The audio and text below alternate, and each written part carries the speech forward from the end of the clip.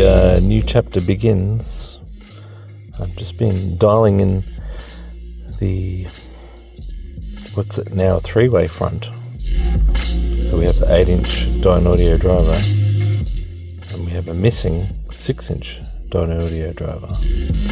And we have that little 2.5-inch JMO neodymium special, and then we have the Dynaudio large silk dome,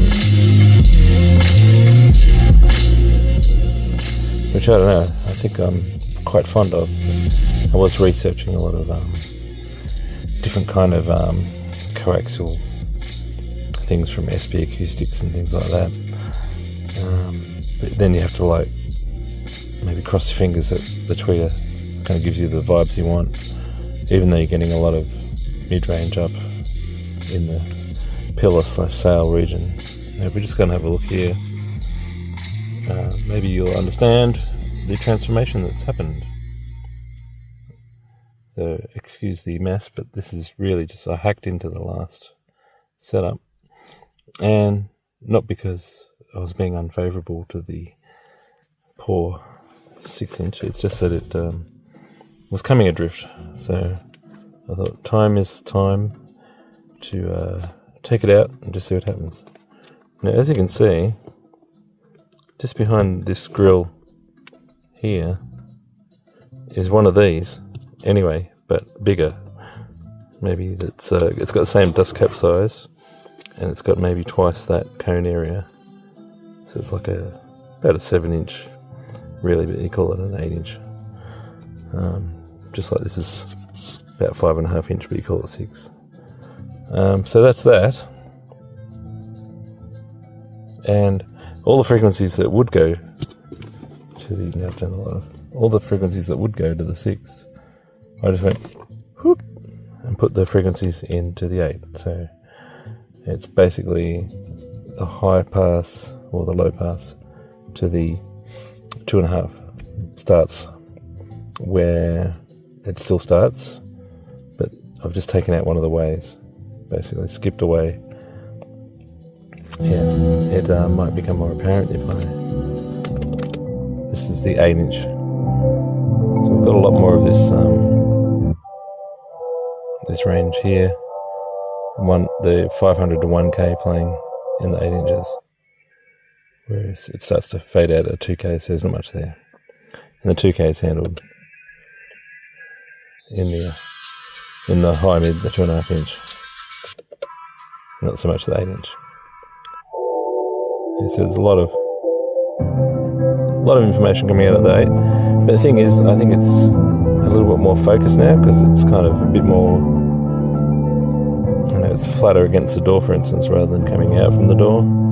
So you could say there's a bit more depth in the archway of depth. And surprisingly enough, yeah, it's still floating up about here, because I'd say this fluffy bit just in this region here, that information. So when you put in the 2.5, it just pulls it up into that little slice there, which is about where my eyeballs are because I'm sitting quite low. And the tweeter, of course. Not much tweeter going on in this song.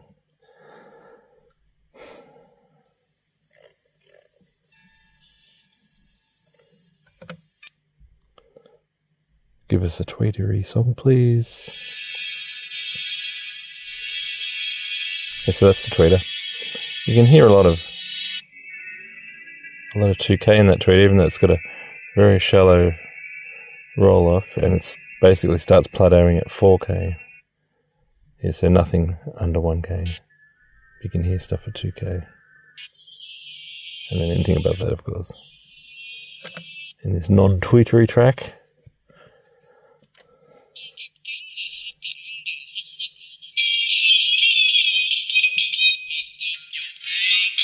Okay, so it's just the tweeter. 2.5. Sub. All together.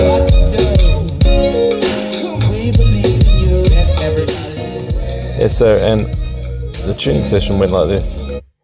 Put the frequencies from the 6 into the 8. Check the timing was fine. It was all fine because the speakers didn't move. I was just not playing one of them. And I'd already corrected the 8 through its entire physical ability to play sound before the crossover. So the crossover moved, but the corrections were still valid because it was the whole speaker. So that's how we're going. And then I guess I've got to rebuild that section. I'm even considering moving it over a bit now, so because I don't have to compromise for that 6-inch being there. For those who don't know, the 6-inch used to sit about... No, I can't do that. The 6-inch used to sit just between that door handle and that vent, or covering that vent. Yeah. Alright, I'll leave it there, and catch you.